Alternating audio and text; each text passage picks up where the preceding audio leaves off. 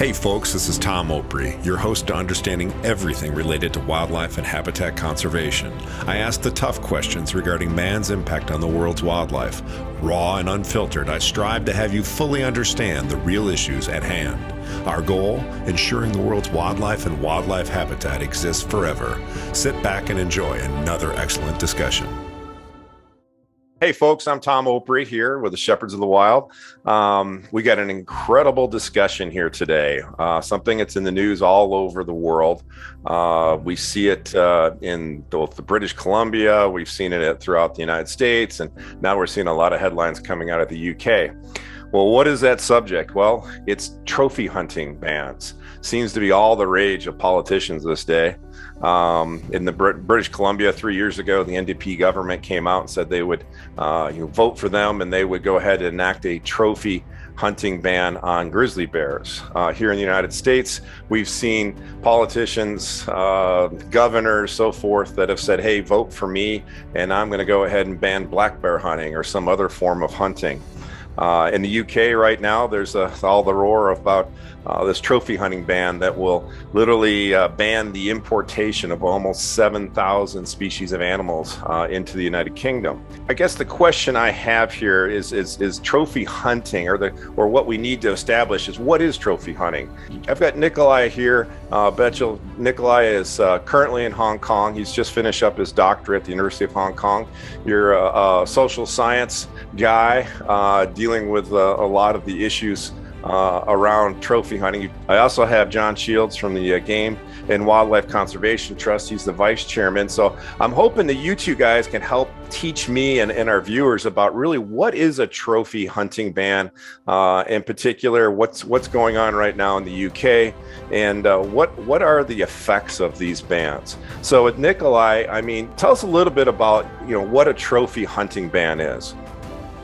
Basically, what the UK has just done is that they have this animals abroad bill, which details how they're going to take care of both conservation and animal welfare abroad.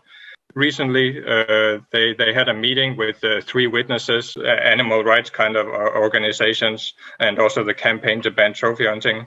And they heard the reports from these witnesses, which contained quite a lot of misinformation about what trophy hunting actually is and about wildlife numbers and so on. And following from this meeting, they recently reported that they were going to ban the imports of 7,000 endangered species, or nearly 7,000 endangered species. They would ban the trophy imports for them. But it's quite unclear that we don't really have anything more than that. We don't have any timeline for when this is actually going to happen. And it's also very unclear what these 7,000 species actually are, because the number 7,000, I mean, to me, it doesn't really seem to make any sense to ban the imports of 7,000 trophy species, because as far as I know, if you look at like the record books for trophies of the record organizations like Safari Club International, for example, in their record book, they have less than 500 different species that are actually trophy hunted.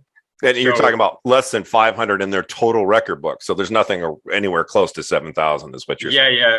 The less than 500 species can be said to be trophy hunted in any meaningful way.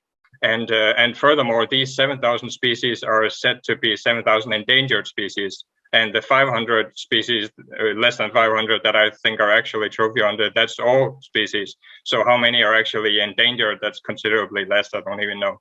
But no matter what the specifics of these numbers, it's one thing is for certain is that the number 7,000 doesn't make any sense at all. So I took a look at the CITES trade database for international trade in endangered species, and the UK has had trophy imports for 73 different species in the last 40 years since 1981.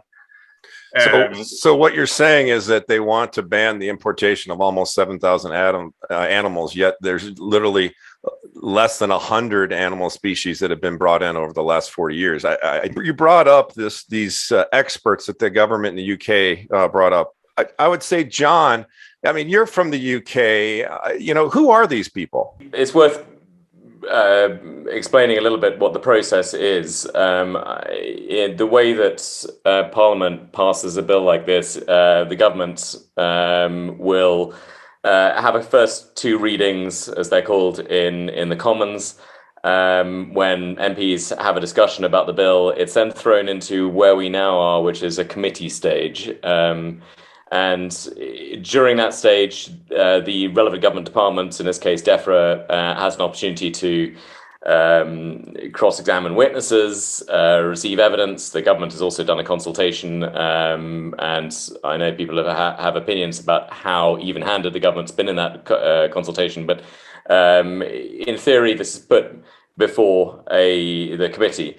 Now, I had an exchange with one of the civil servants responsible for this committee following the government's announcement last week about the proceeding with its plans, regardless of apparently what inputs conservation scientists and local communities have tried to have in the consultation process.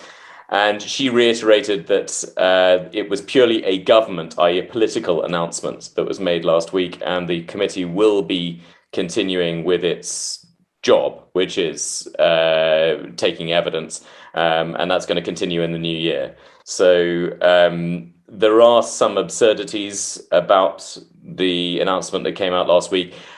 Politically, the UK, as people may know, the government has had a lot of bad press in recent weeks, and it may well have been just trying to make up for that by coming up with a popular feel-good announcement. And the use of the number 7,000, I think, maybe is informative. It smacks of a civil servant in a bit of a panic.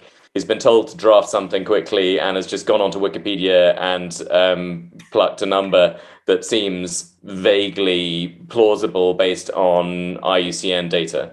And they won't have scrutinized it for actually what that means with regard to hunting specifically, trophies, in particular the kind of African trophies that are really the subject of most press on this matter. So that's I think the current situation politically. Yeah, being here in the United States, when I see our government come up, like what I saw, that there's a press release on their website for the British government, Boris Johnson's Conservative Party, who's in power there. But the names of these people, the campaign to ban trophy hunting, the Humane Society International, the Born Free Foundation. But I mean, as a wildlife conservationist, myself, and being on the ground and seeing what's going on, those three entities are the absolute diametric opposite of wildlife conservation. I mean, they are preservationists.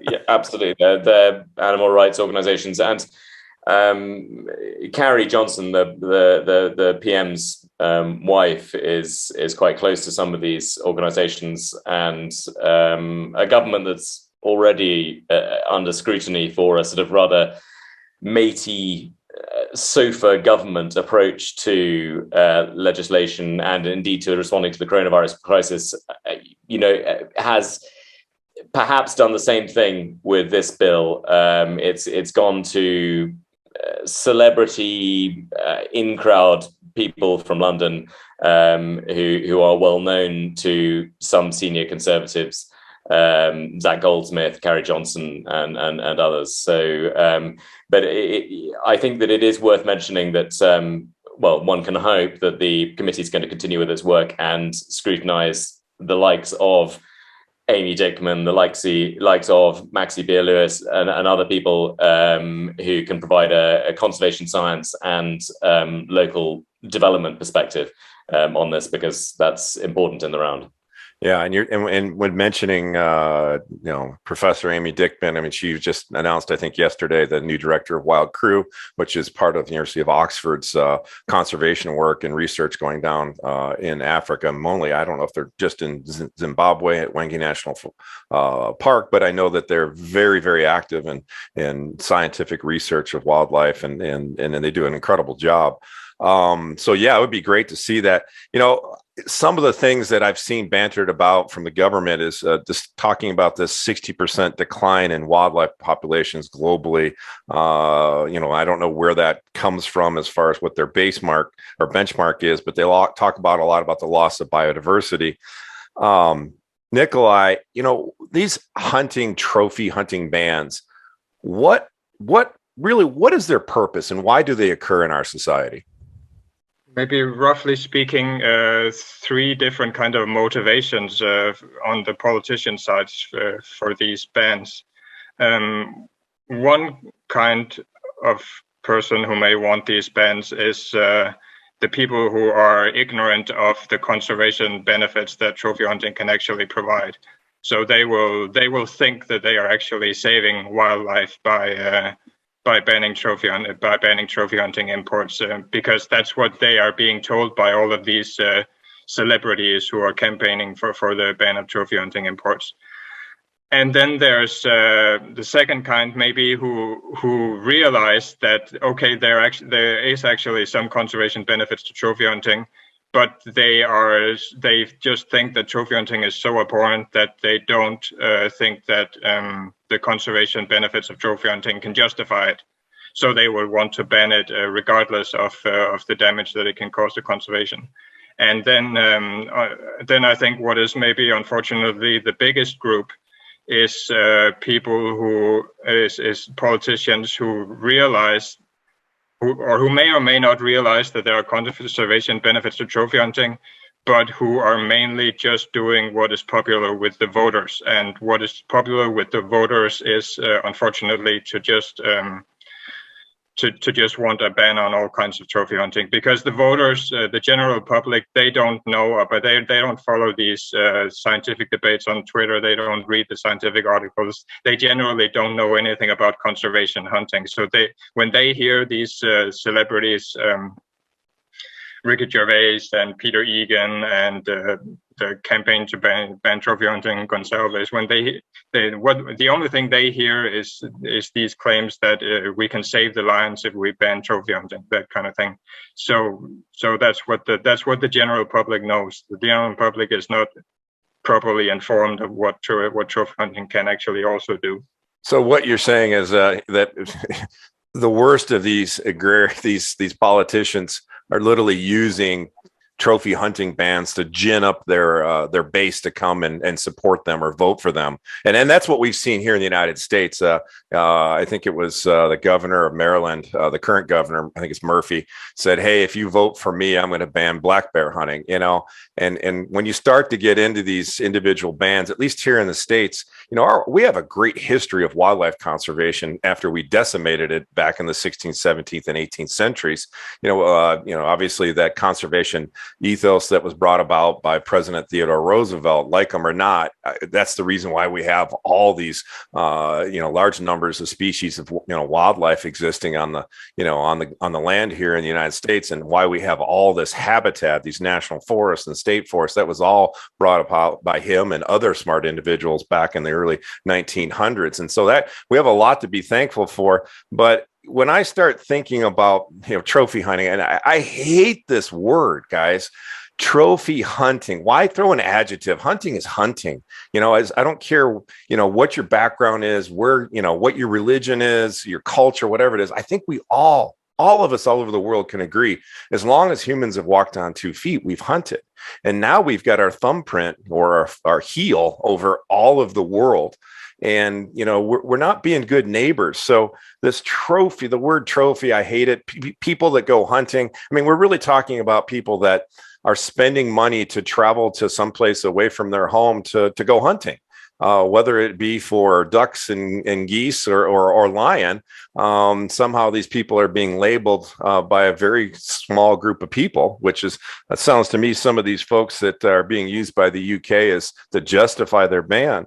But I guess, John, this trophy ban, if it were enacted, and the ones that we've already seen in these other states and other provinces here in Canada, what do you think the effect will be on wildlife and these rural indigenous communities if they can't see a benefit from their hard work for their hard work in wildlife conservation?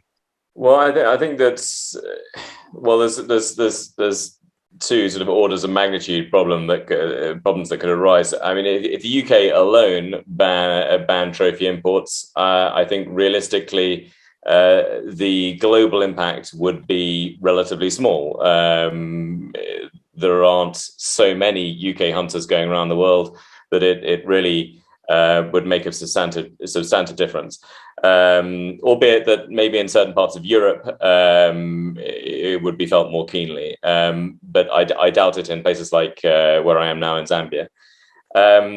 Were hunting more widely banned, and that is part of the risk of the current UK proposal, is that the UK proposal will be used as an excuse. People will look at it and say, well, look what the UK has done. That must have been properly scrutinized, and that's a good example to follow, without people realizing how flawed the process has been.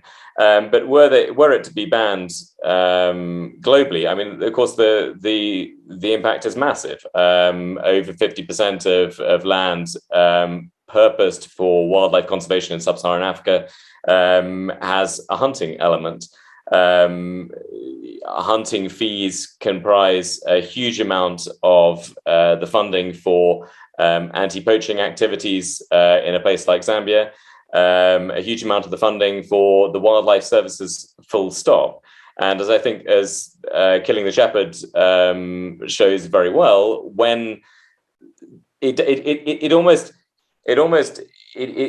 doesn't matter that it's trophy hunting or anything else. The fact is that wildlife and habitat is holding on by a thread in many of these slightly less loved, shall we say, places in the hinterlands where tourists don't go.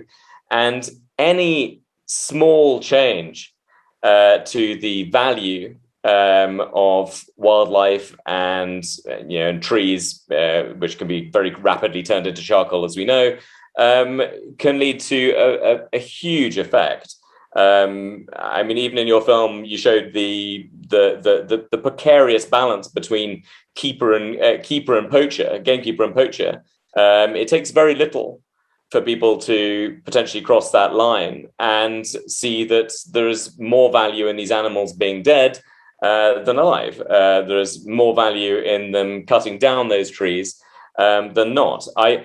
About 50 kilometers south of here, a couple of years ago, I was talking to a headman in an utterly ravaged landscape where across an entire valley, the village had really cut down most of the sizable trees to make charcoal.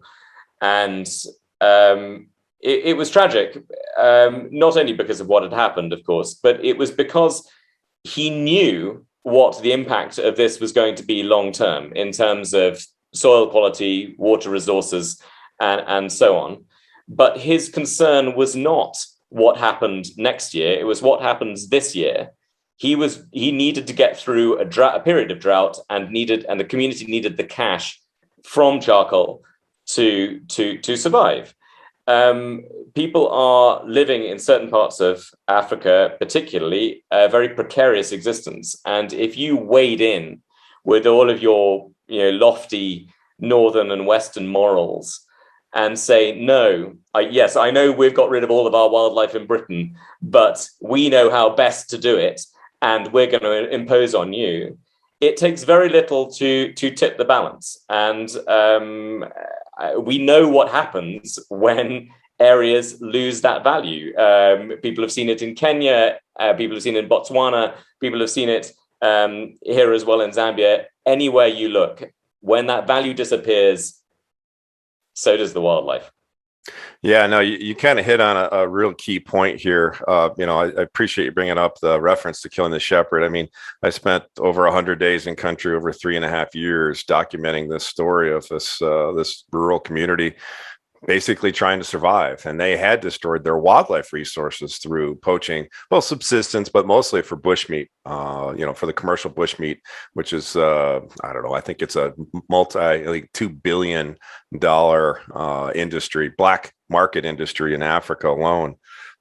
So it begs me to ask, I mean, the UK government, their leaders, a lot of people look at them, obviously the long history of, through colonial times. I mean, it seems to me like this almost harkens back, these trophy hunting bans, specifically from the UK, kind of harkens to a more of a colonial mindset. And we're dealing with colonialism and the problems all over Africa. I know you see that, John, with just the arbitrary, boundaries that have been created for governments, for countries, and where wildlife preserves and parks have been created, which they're great, but the people have been removed from the landscape, so they can't benefit from the resources that are there, and so they get shoved in the cities, and obviously that ends up being an issue. But isn't this UK ban more of a colonial, racist kind of view of how wildlife conservations exist and around the world in these rural areas? No one obviously thinks themselves a racist, but or a colonialist for that matter nowadays. But I think that there are echoes of it. If you take away someone's ability to harness their own natural resources, that does have echoes of what Britain has done in this part of the world before. There are echoes throughout this debate of colonialism. People raise it with regard to trophy hunting full stop. The idea of wealthy, mainly white people coming from the north and west to shoot animals does have a colonial ring, but so do a lot of the supposed alternatives. I have sat at a lodge having a sundowner in South Luangwa here, and I was speaking to a guide watching some elephants cross the river.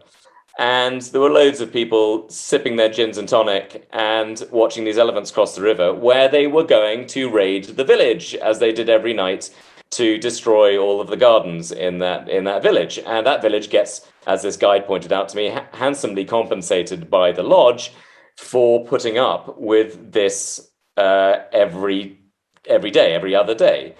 Now, that is profoundly distasteful. The idea that you can charge into someone's landscape, cause havoc, destroy all of their livelihood, and just hand them some dollars and then walk away with the gin and tonic in your hand.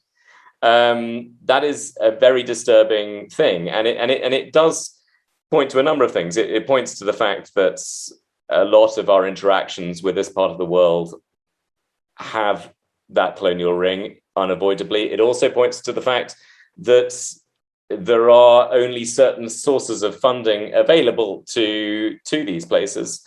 And it also points to the fact that it takes a huge amount sometimes, often people paying thousands of dollars a night in a lodge for a local community to put up with a high density of elephants nearby. There are a lot of things at play here. And I don't think me, Nikolaj, anyone would say that trophy hunting is somehow this panacea.